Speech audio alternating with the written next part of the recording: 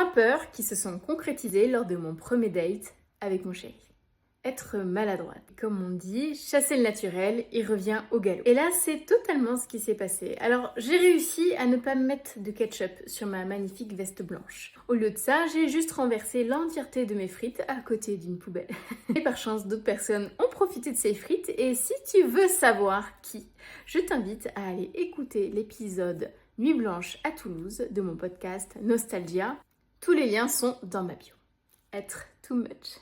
Je suis une personne hypersensible, ce qui fait que lorsque je vis les choses, je les vis à fond. Et ça m'amène des fois à être trop, à ressentir trop. J'ai énormément parlé. J'ai vraiment beaucoup parlé. Ce qui devait être un date de 1h30, 2h, s'est transformé en un date de 8 ou 10 heures, je ne sais plus, quelque chose comme ça. Oui, effectivement, j'ai été un peu too much. Et au moins, vous savez quoi, il a découvert comment je suis. Et est-ce que c'est pas le but d'un date finalement, de découvrir qui est la personne en face de nous? Voilà. Faire une crise d'angoisse.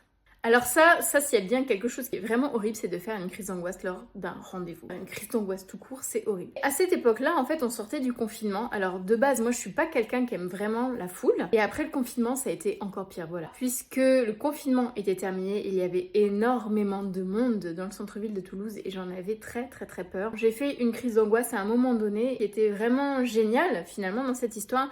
C'est que mon chéri a réussi à comprendre que je ne me sentais pas bien. Il m'a invité à aller boire un verre en terrasse, là où il n'y avait pas trop de personnes. Et nous sommes allés sur les bords de la Garonne, là encore dans un endroit où il y avait peu de personnes. Il a très bien su réagir et nous n'en avons absolument pas parlé. Ce qui veut dire que tout s'est fait de manière ultra naturelle et ça, on adore.